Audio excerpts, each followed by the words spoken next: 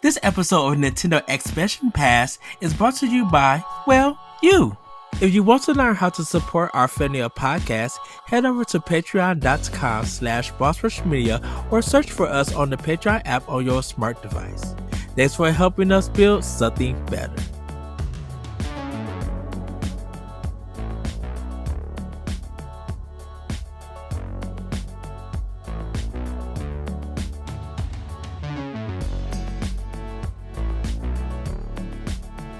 Hello everybody, welcome to Nintendo Expansion Pass here on Boss Rush Games. I'm your host and I take excited Eddie B. Joining me is the one, the only Bossman himself, Mr. Corey Derrick. Hello, good sir.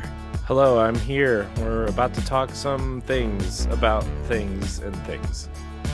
Yes, we had a Nintendo Direct and we're starting to see a certain system games appear on the system. And all I want to say is that I was right. And Corey kind of made a prediction, and it seems to be coming true. So if you have not checked it out, Pikmin 1 and 2 is coming to the Nintendo Switch September 22nd for the physical version. But you can get those games now digitally on the eShop. And earlier this year, we got Metroid Prime Remastered digitally during one of the directs, and a couple of weeks later we got the physical ones. So our discussion today is about GameCube coming to Switch. Is it possible that we're going to see a lot of those games before the Switch, going to a new generation with their next console?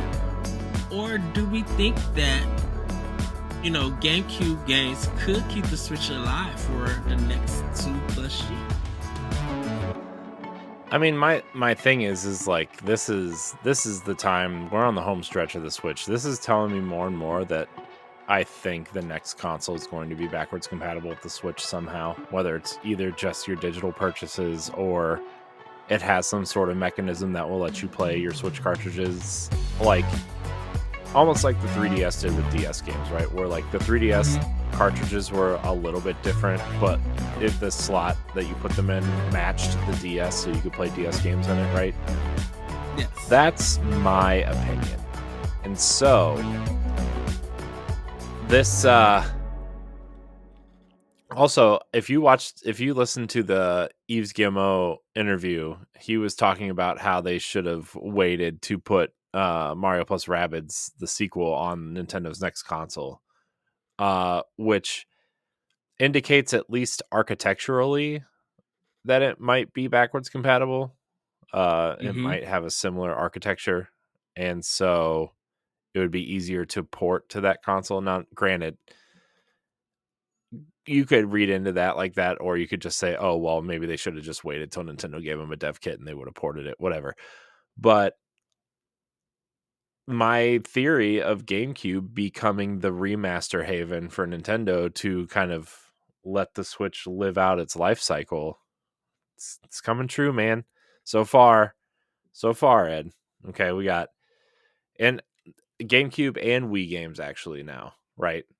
Because we got Mario Sunshine, Mario Galaxy, Skyward Sword, Pikmin 1 and 2, Metroid Prime, Bat and Kados 1 and 2, Tales of Symphonia, although that's not Nintendo directly, right? But yes, the GameCube remasters, man, they're happening. And I'm very excited.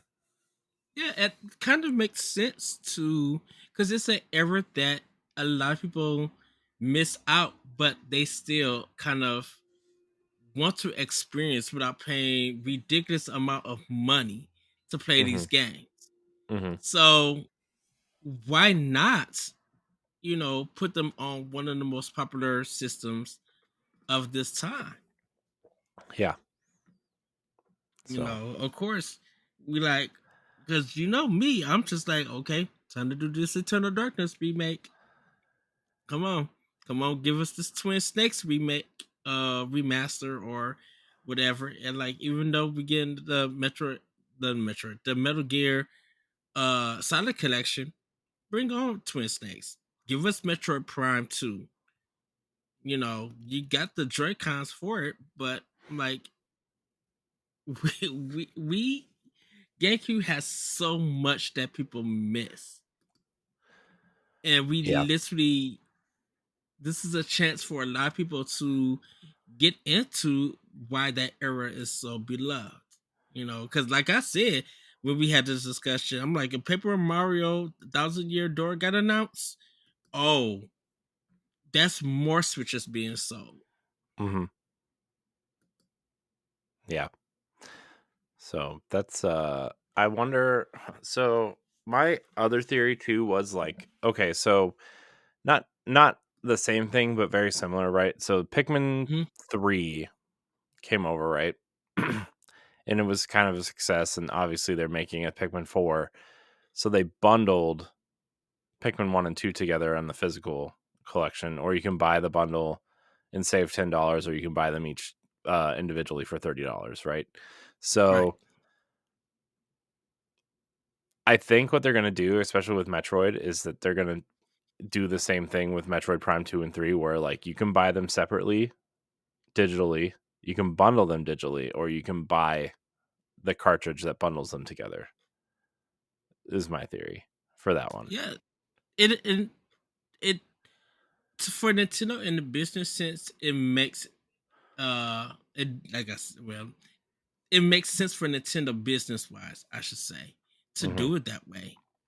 Hmm. Because like maybe some people don't want to play a particular game, so they could go to their favorite one that they want to have and get it, Hmm. and not have to worry about slugging through that like first game or something or second Hmm. game.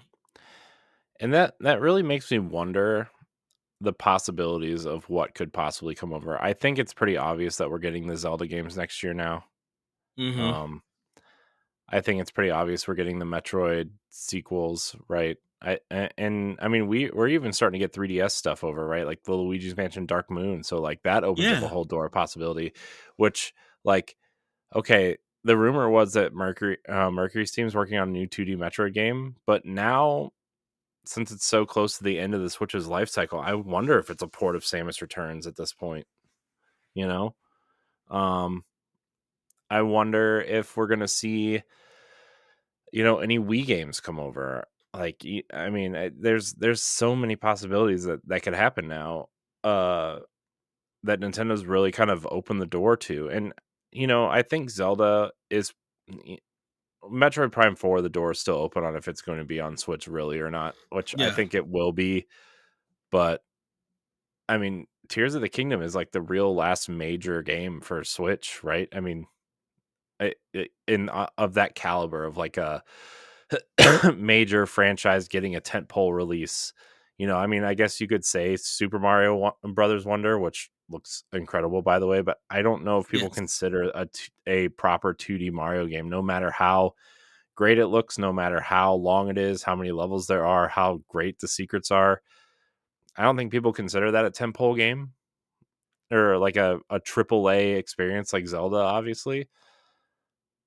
So I mean, also they're remaking Super Nintendo games too. So who knows, man? Who knows? Who knows? I kind of want to, instead of like theorizing what could happen and stuff, I just kind of want to maybe talk about games you would like to see, like 4 or 5 games that you would like to see, and like what kind of art style. Like Link's Awakening, right? That's incredible. Mm. I would love to see more games, more of the 2D games get remade, right? Or uh even something like Metroid Zero Mission, but in Dread's art style would be Yeah. really awesome, like a full kind of 2.5D version of that. Or so are there any games you want to see remastered or remade? Either one, right? Like I think we could probably pick 5 and do that.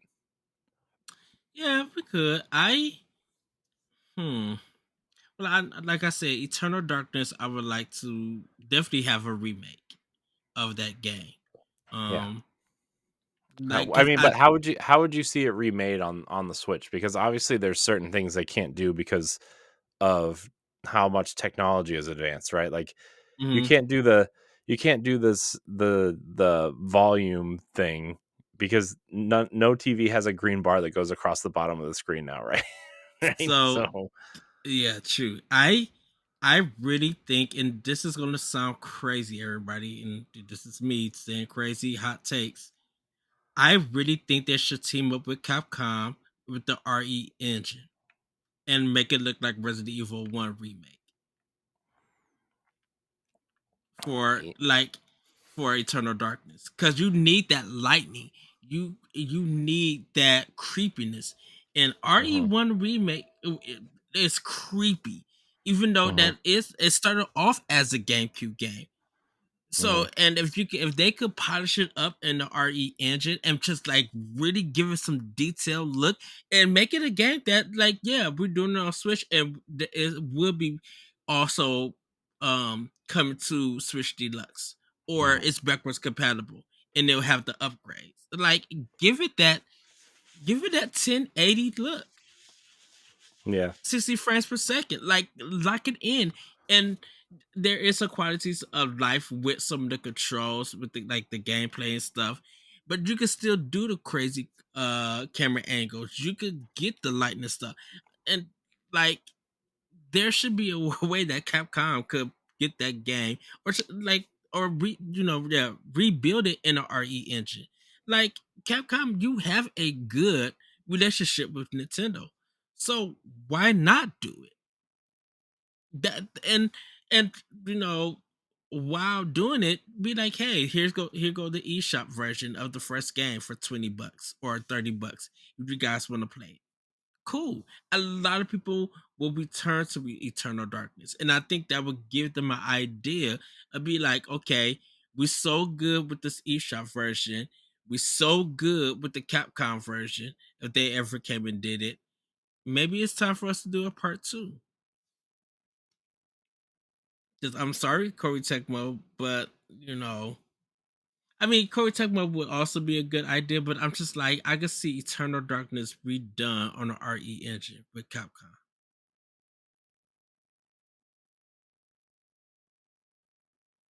Are you muted? That's not true. I'm not muted. I mean, I could Mm. totally see. I don't. I mean, man, there's so much that goes into that.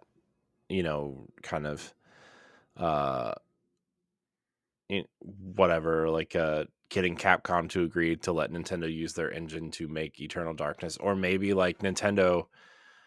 I mean, I Nintendo think. lets Capcom to do the development and everything.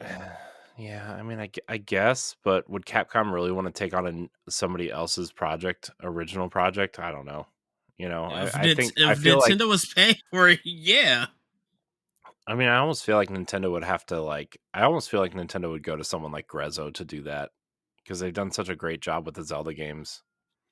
But I think Grezzo is so. I think Grezzo's not up to doing it. I feel like Capcom is more experienced But to. Capcom's not going to remake a GameCube game for Nintendo. They're not going to do that.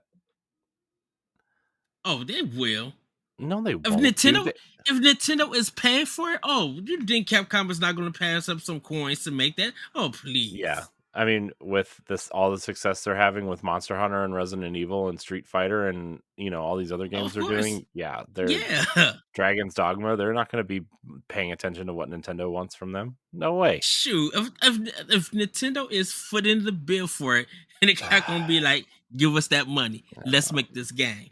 Okay, this conversation is giving me a headache. We're moving on. Uh, let's see. I would really like to see. Let's see. We'll go.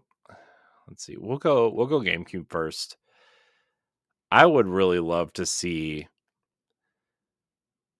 the Rogue Squadron games be remade. And Yeah. there's I mean, here's the thing. There is a 360 build of the entire trilogy out there somewhere that was supposed Hmm. to have like online co-op and multiplayer and all these features that implemented Xbox Live and leaderboards and stuff like that. There's a build out there. But then that company went like while they were doing that, they were also doing Too Human, and Too Human put them out of business, right? and now that build is just no. I don't know where that build is, but I mean, if you want to hear about it, there's a really fascinating interview. Ryan McCaffrey interviewed what's his face that used to run Factor Silicon 5. Valley. Factor. He I forget what his name is.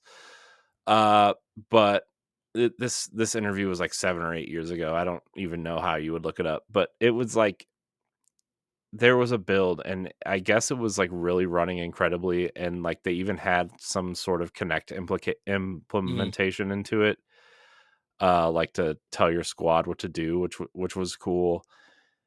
And man, just to see that game, especially now with the way they can make the Star Wars games look. I mean, look how incredible. Yeah, I mean, granted, not a Switch game, but Jedi Survivor or Outlaws or Battlefront or yeah, Battlefront looks on current hardware like yeah, those Star Wars. Those are some of the best games I've ever seen in my entire life. And so I think if you get the right team and whatnot, like you could totally do something like Rogue Squadron. I know they did Star Wars Squadrons, which was, you know, kind of part Rogue Squadron, part X-Wing versus TIE Fighter, right? But like, man, what a cool trilogy to kind of remake and go through. And maybe you put them in chronological order, like the levels in chronological order, so you could just call it like the Rogue Squadron collection, and then like you would play through the games in chronological order. Like all the levels would hmm, be like shuffled around and stuff. I think it would be really cool. yeah. So that's my pick. I don't know who would remake it though. Probably someone like man, I would say someone like Aspire because they've had so much Star Wars stuff, but I mean they canceled that DLC for uh Yeah, s- uh old Knights of the Old Republic 2. They got the Knights of the Republic remake pulled out from under them. I mean, someone like Saber could probably do it. Someone like, I mean, even someone, well, Panic Button's more of a porting house than a remake yeah. studio. So I don't know who I you get think to do if, it, but I think that'd be super I mean, cool. if Obsidian wasn't bought by Microsoft, I think I would have given it to them for some reason.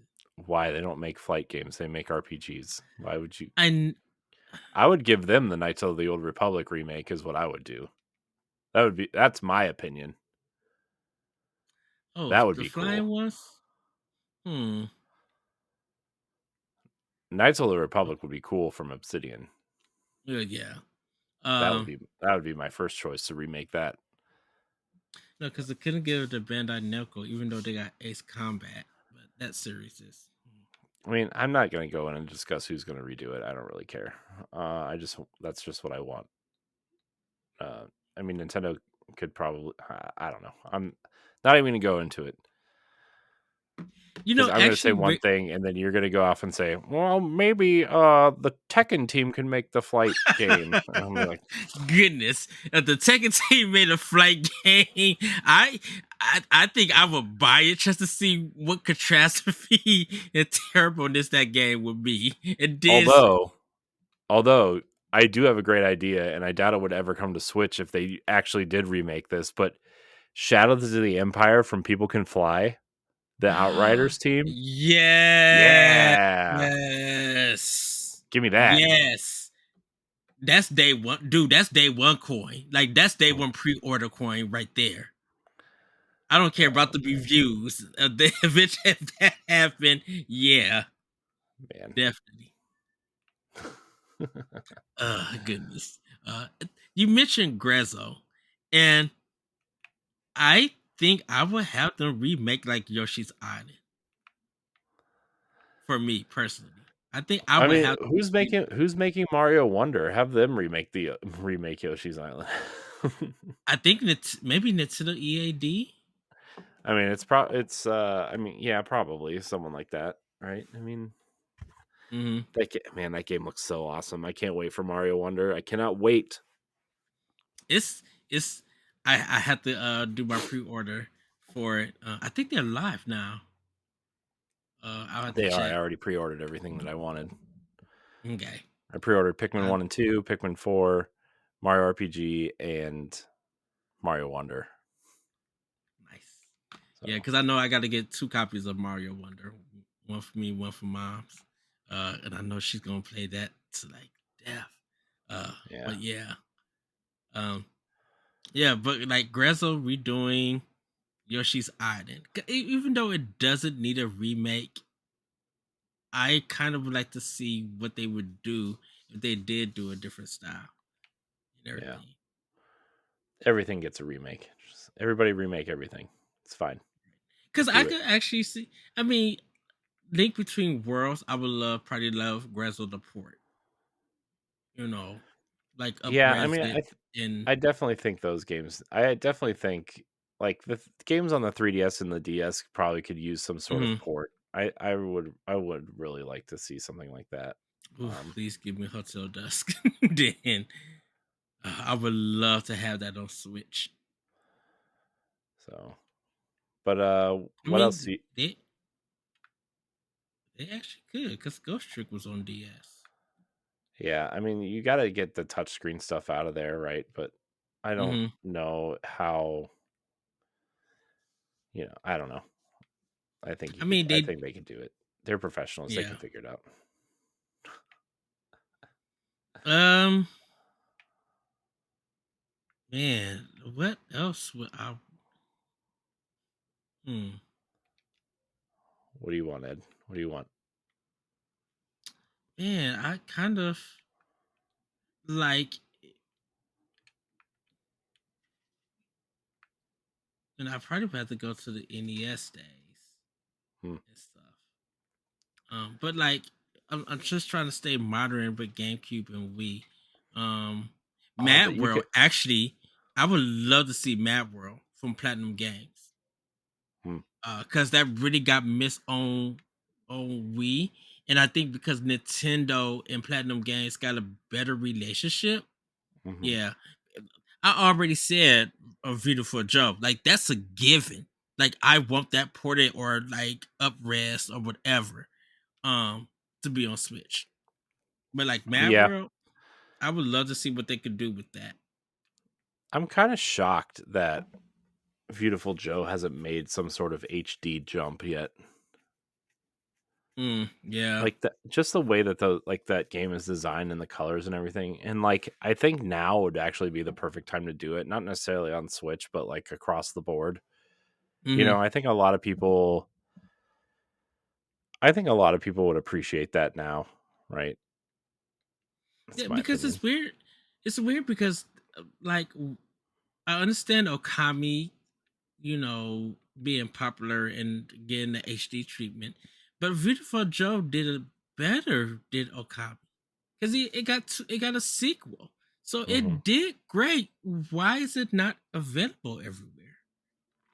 Well, I don't know if Beautiful Joe sold anything. I mean, to get a sequel, it had to sell something.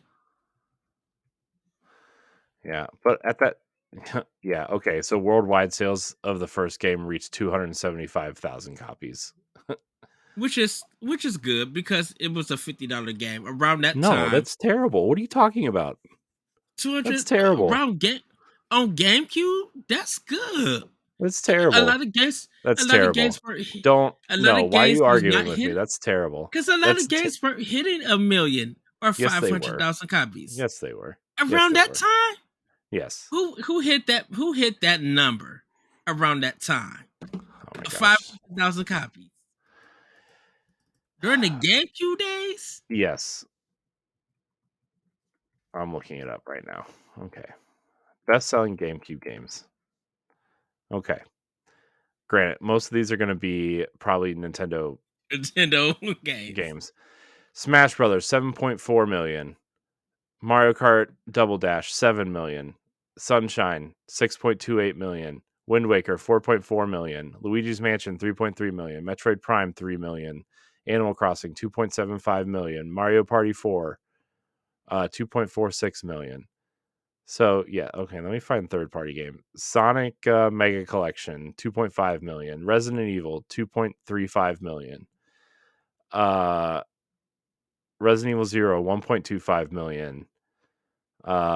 Soul Calibur, 1.19 million. It still boggles my mind So that we never got part 3. so look, man. Okay. Rogue Squadron, 1.3 million. So don't tell me things weren't hitting a million units.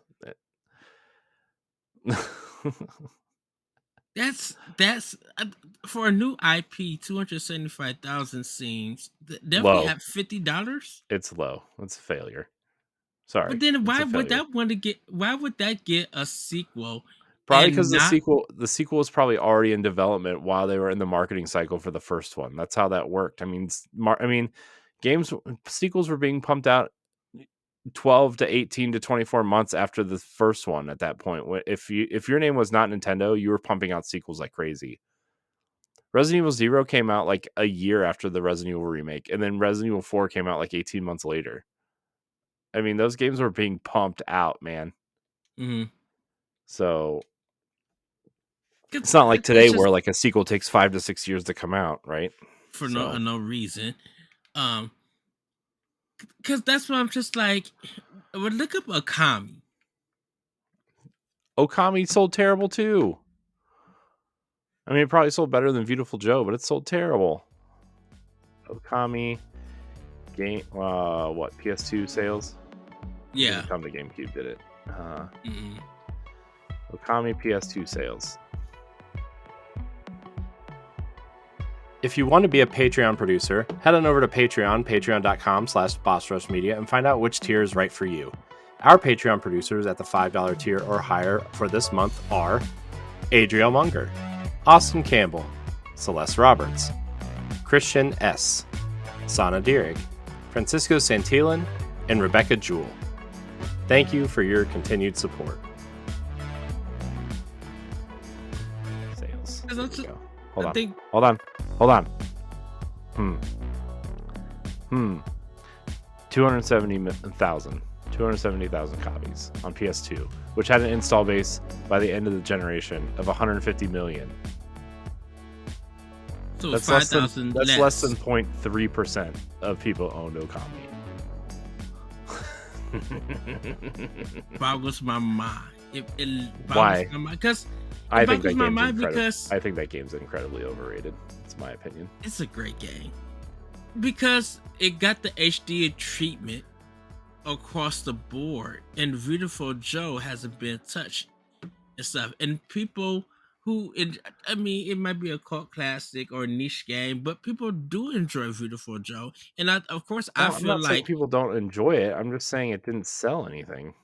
and I think that was the thing about it. It's just like normally Capcom be like, if a game doesn't sell well, it wouldn't get a sequel. And so that's why I was wondering. I'm just like, how in the world did Beautiful Joe get a sequel if it sold that number, but not Okami? Okay, And so the Okami series, since it was released as of September 30th, 2022, has sold 3.8 million units across GameCube, Wii, DS, and the HD consoles. yeah, that was that prequel for Okami Den DS. or whatever. Yeah. Yeah. Okami HD sold best on Switch with 600,000 units lifetime. Interesting. Wait, I think no, there that's was not right. Hold on, that's wrong. It says Okami HD sold best on Switch. The original Okami sold around 600,000 units lifetime, with sales split evenly on the Wii up and the PS2. So it probably sold a little over 300,000 on the Wii and then 270 on the PS2. Okay. okay. Let's go to Damn. HD. The HD one. Surprising. I wonder what, because was it the first on PS3 for the HD ones, I think?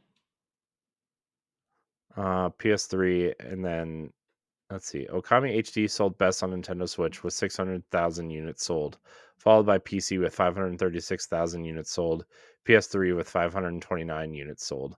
The game also sold 445,000 units on the PS4, while it has sold at least the least amount on the Xbox One with 121,000 units sold.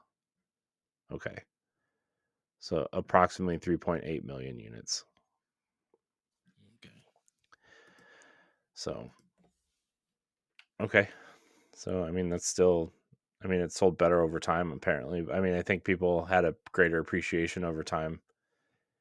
And And that, go I ahead. kind of wonder.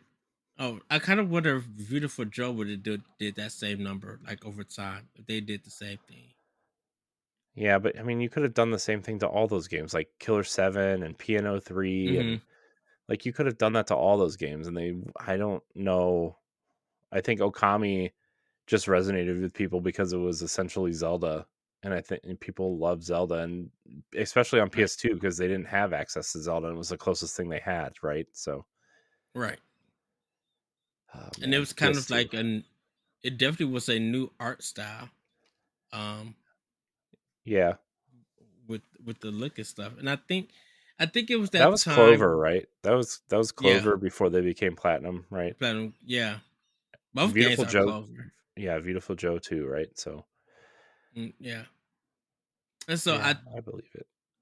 I think this is when the split of Japanese and American games was started to happen in our thing. Because I definitely when it hit to like when we transitioned to the PS3, Xbox era, it really became more about Western games, while Yeah. Nintendo still being connected with Japan.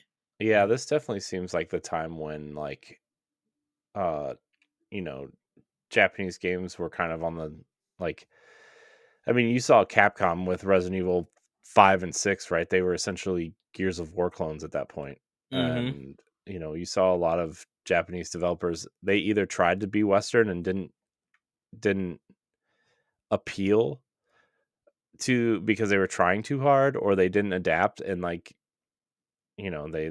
they were in a downward spiral. And that, I mean, I'm glad Japanese games are starting to see you know the I'm glad they're starting to do more now, right? Like do better Yeah. over the last decade or so, right? But man, I mean, everything was turning into shooters and action games at that Yeah, time. they ge- I mean, yes, Capcom brought the idea with the over the shoulder gameplay, and a lot of American companies took that idea and ran with it and made some phenomenal games. Like, of course, Yeah. Spec Ops the Line, but Gears of War. Like, if you think of over the shoulder third party American game, that's the number one that's going to be at the top. And it's so funny because Cliff Bleszinski even came out and said that Resident Evil 4 was like a huge inspiration for Gears. Mm-hmm. So, I mean, I know some people don't like him because he's got His whatever, but personality. I think I still think he's like one of the greatest visionaries that we've had that I don't think he gets enough credit for. Uh, between Unreal Engine and Unreal Tournament and Gears of Mm-hmm. War, and I mean the progenitor of Fortnite, right before he left Epic, right? I mean, like I mean, obviously Fortnite is totally different than what he kind of went into, but Vision. Fortnite wouldn't exist without him. I think but the fact that he was so inspired by those games to make Gears of War was like pretty telling, to make a third person shooter horror game. Mm-hmm. So, It was just, yeah, I think it's just like with him being young, just rubbed some people the wrong way in a sense. And I yeah, but think it was just like, to me, I think it definitely was an ego thing that's the vibe that I got from him. So that's why I was just like, nah, I can't deal with Cliff Bleszinski. yeah, now he's doing the Britney Spears musical. He's producing the Britney Spears musical, which is Oh apparently a wow. big hit, by the way. Kind of Well, funny. good Kind for of funny. him. You go from like Unreal Tournament and Gears of War to Britney Spears and musicals and stuff. Seems like the totally opposite direction. Not that I'm judging anybody. It's just that seems like the total opposite direction, especially for someone like him. Yeah. But I wonder if he'll ever make another game. I, I think he will, but I think he needs to make another story driven game. Like I want him to make something that's not a shooter. Or something. I'm like, I want you to try something new. And I know we had this discussion before. Like I just want him to try something new, and I'd rather it be like a small project to help people remember who you are as a Mhm. developer, as a creative, and everything. Because I think like you make some great games. I just need to see your greatness applied to something else because you stuck with the shooting generation, and for that, like stuff got canceled. You know, Yeah, people people weren't thinking about that, so I would rather them try something else. Him try something else. yeah. But what about you, Corey? What else would you like to see? um, so I would actually really like to see an HD version of The Last Story, for Wii. Yeah. Uh, I'm Mistwalker, I think, is incredibly underrated as a studio started by the fathers of Final Fantasy, if you will, Mistwalker. Mm-hmm. And Blue Dragon was kind of like their first foray together, which was like Blue Dragon was okay, but I think they really made their mark with Lost Odyssey, which was the 360 exclusive JRPG that they made, which was incredible. That game's so good. It's still good today. It's on sale all the time. If you have an Xbox and you need some sort of JRPG in your life, oh my gosh, Lost Odyssey is what you're looking for. But their follow up was The Last Story on Wii, and it was equally as good. It just coming towards the end of the Wii's life cycle, and people were kind of done with that console, especially because like going from something that looked as amazing as Lost Odyssey did in HD to something that was standard def and really kind of just I don't know. Visually, like for a Wii game, it looked really good, but Mm-hmm. like, people wanted HD. People were done with JRPGs. Like, that era of JRPG was so lost after that, uh, and Last Story was like the was like the last JRPG that like really, I don't know. Everybody should play Last Story if you can find a copy on Wii, and Lost Odyssey on Xbox if you want to get it digitally. It's also still relatively cheap physically too. It's like 25 or Mm-hmm. 30 bucks if you're a physical collector. So, yeah, get it. I really want to see that though in HD or like even remade slightly. The way that Xenoblade Chronicles was done, in my Yes. opinion, or like, yeah, it still looks how you remember it, but like replace the character models and clean up the assets and stuff. I think that's a perfect candidate for that. So Brownie Brown. What is that company sounds familiar? I don't know. Magical. I wonder, is this the DS game? I think it. Yeah, Magical Vacation. I remember that game. Magical Vacation, huh? Or was it Magical Star? Magical Star Sign. Yeah, it was a RPG, um, from a company called Brownie Brown on the DS. Oh, Because to let everybody know, Brownie Brown, uh, developed some games or helped develop, like they helped develop Professor Layton's London Life. They helped produce, I mean not produce, develop Super Mario 3D Land and Fantasy Life with Nintendo Level 5. huh. Um, and everything. So and then they did Heroes of Mana, and Blue Dragon Plus. Um, Oh yeah, I forgot that Blue Dragon they made a DS version of that. Totally forgot. So they ended up changing their name. They were known as Brownie Brown, but they changed it to One Up Studios. Hmm. And uh, when they did that, they helped make Super Mario 3D World and Captain Toad Treasure Tracker on Wii U. Hmm. Okay. And they That's did 3D World and Bowser Fury for Switch hmm. also. Dang, they did a lot.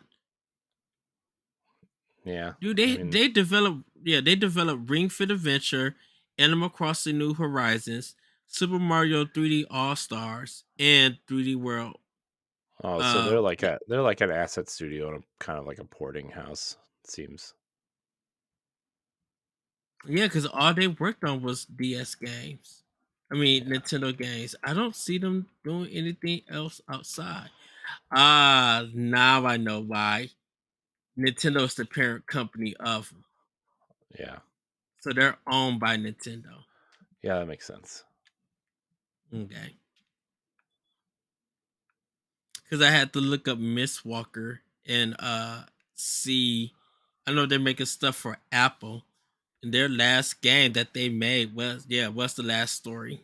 Yeah. Um, What's it called? Fantasian, Fantasian, yeah, which looks awesome. I want to play that game so bad, but I want it to come to consoles. I don't want to. yes, I don't want to like, you know. Uh, yeah. Blue anyways, Dragon Lost Odyssey. I think Blue Dragon Lost Odyssey would be some good games. I think that could make a splash on yeah. Switch. I just don't know if Microsoft owns them or anything. Owns those games. I think they do. I think they own the rights to those games, the publishing rights. Okay. Yeah. But I'm not 100% how that's all working.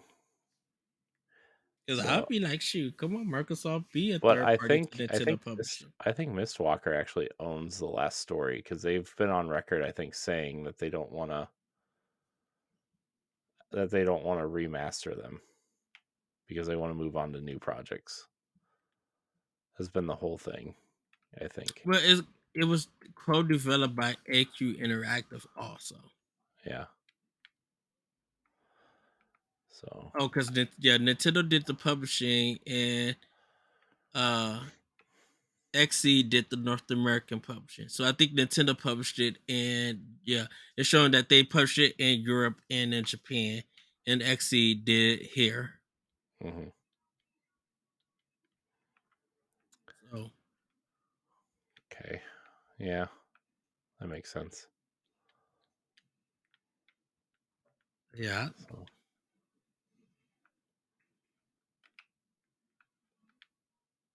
yeah, I definitely would. Yeah, Metacritic it got an 80. It got a lot of high ratings in a lot of places. yeah. So that would be my pick. What what did you just pick? Blue Dragon. What did you pick? No, no, I was saying that they helped develop Blue Dragon and Oh, stuff. I think Brownie went up and stuff. Um, and Miss Walker. I think. Hmm. Of course, I want Tatsunoko versus Capcom to be on Switch, but that's probably another licensing hell for Capcom. So, um, man, like, of course, Mario Kart Double Dash I want, but I'm like, we got Mario Kart 8, and 9 will be on the next platform. Um, I mean, next generation. So, yeah. I mean I mean, Mario Kart. I mean, man, what do you do, man? What do you do for Mario Kart 9? Like, I don't even know what you do at this point. I mean, right? Because Mario like, Kart 8 is perfect. It's so good. because I feel like it's gonna get like Fire Emblem 3 housed in a sense, where the next one is gonna be good, but people are gonna go back to the to the previous game. Like Fire Emblem Engage is good, but it's not Three Houses. So people are gonna go back to Three Houses and get that Fire Emblem enjoyment.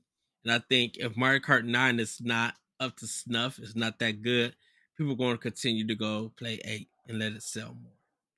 Yeah, I mean, I don't even know what I would want from a new Mario Kart at this point. I mean, new tracks, I guess, but like, what do you do? New items, new characters? Do you do Nintendo Kart finally so you expand your kind of not only your roster but like Hmm. your your track selection at this point, you know? Right. I don't know what you do at this point. I think you have to go Nintendo Kart at this point. Just because, like, I mean, you could do add Star Fox levels, Kirby levels, Yoshi levels, Hmm. F-Zero. You could do, I don't know. You could do a lot. Shit, I would like to see Mario 3D World like tracks in there. Like make some tracks around that world, like that land and stuff. Or even Super Mario Sunshine. Get an idea. Like jet skis and stuff. Wave Race would be a good one to bring back to Switch. Yeah, Wave Race would be fun. I'm trying to think of like, what would you even do at this point? I don't even know what you would do. I mean, Because at this moment, like remaster remaking games from previous Nintendo stuff will be great, but I think even porting from 360 and PS3 and again some up res stuff, people will, I think, go and play because they didn't give it a try. But I think some gamers are a little bit more mature, more older, more experienced, and open to games on Switch. I think the games that they didn't pick up on some of the past generations, they will play on Switch. Like I will play take it, what is that Ninja Theory game?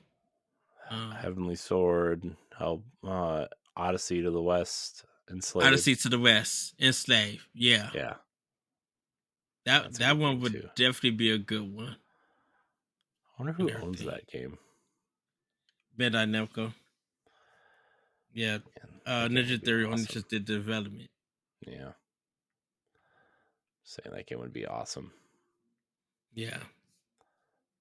I think Enslaved is pretty good. I think most I people just should don't like probably the try that. ending. Yeah, well, should play it. It's still good. No, no video I game has a I good ending.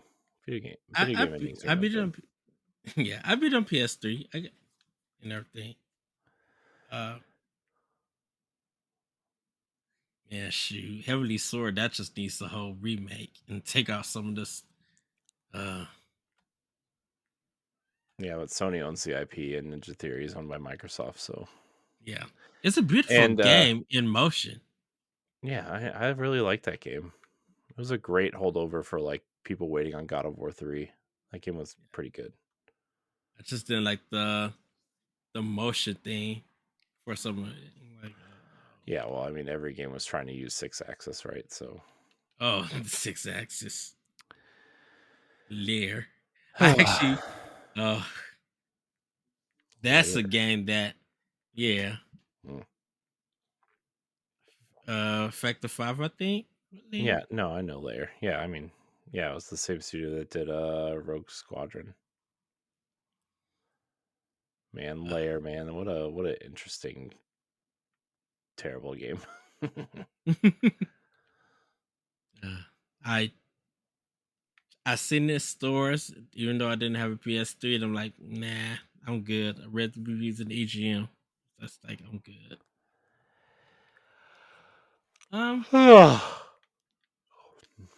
you know what? I know EA wouldn't do this. I'll just turn it to my Xbox game, like some of my past games. I would love to see Black finally get a sequel. Well, they did, and it sucked. It was called. Remember that game Body Count on 360 and PS3? I heard of it. Was that actually Black too?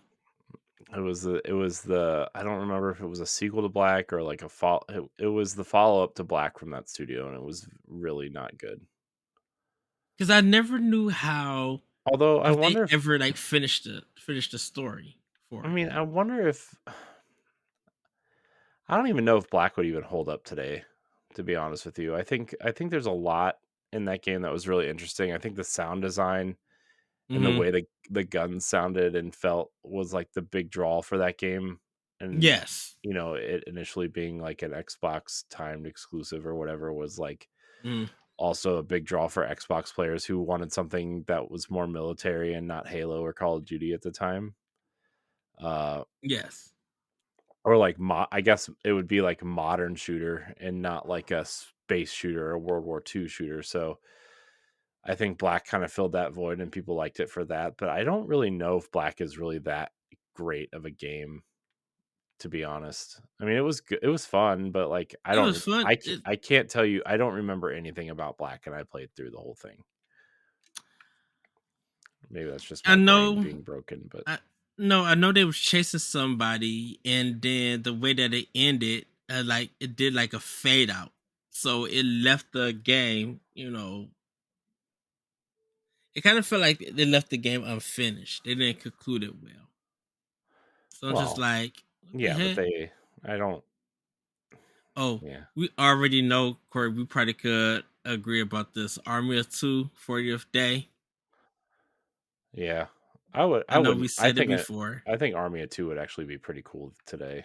I think a co op shooter, maybe.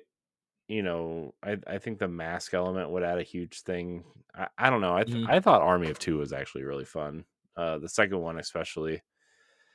Yeah, The first one was interesting, but the second one was really good. I just feel like if EA's gonna support Nintendo and put some games on there, which I don't think they will next generation, I think Army of Two 40th Day would be a good way because people remember the game, and I think that would get people involved of playing that series again, and I think that would grow more interest to be like, okay, let's just release the trilogy, and if there is sales and interest, maybe we could Well, do a part four. the first one is backwards compatible on Xbox, but the other two are not because of licensing agreements and licensing reasons. Like, there's a lot of licensed music and a lot of Mm. like licensed material in those games for some reason. I mean, like the music and stuff, I guess. So I'm not 100% sure that they would have to like maybe completely remake them or remaster them with different music or something. I'm good with a remake, Uh, but I would rather them just do like a whole reimagining, kind of just like remake a it. reboot. Yeah, like, yeah, a reboot. Like, keep the story kind of whatever, but also like Hmm. just yeah, That would be very interesting to say the least. yeah. Any final games? I don't know. There's probably a lot. We kind of just wasted everybody's time. We're just kind of BSing on this podcast. It doesn't matter. It's fine. You all get over it. I think the GameCube and the Wii are just ripe for remasters, especially for Hmm. how Nintendo likes to run their stuff.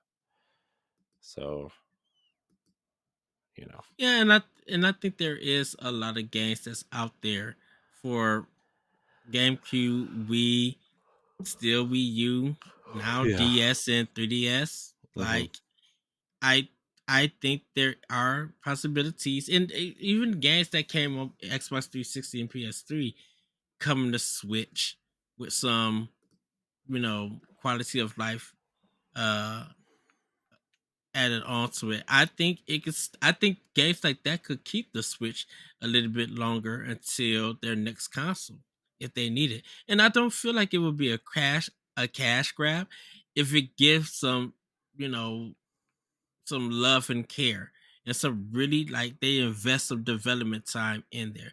It's gonna be some money, but I think they will get that money back if the reviews and the talk about these games come out being 8s and 9s, and people talk about those games more and more, because of course they're gonna end up getting ported to the other consoles. But give Nintendo that exclusive, give it for Switch, and see how it does. Yeah. You know. Yeah. So that's But that's my opinion. yeah, that's all I have. So All right.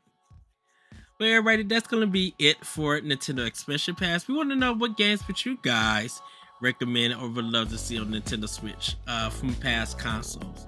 A remaster, a remake, a port, a reboot. Let us know. All right. With that, everybody, have a great week. Have a great weekend. And we'll talk to you later on Nintendo Expansion Pass. Bye, everybody. bye. Nintendo Expansion Pass is part of Nintendo Power Block and is a product of Boss Rush Media LLC. The show is recorded from our headquarters in Akron, Ohio, and is hosted by me, Edward Varnell. My co-host is Corey Derrick. You can find Corey at I am Corey in HD on Twitter and Instagram, as well as hosting the Boss Rush Podcast and Tower Casuals, the Destiny Podcast.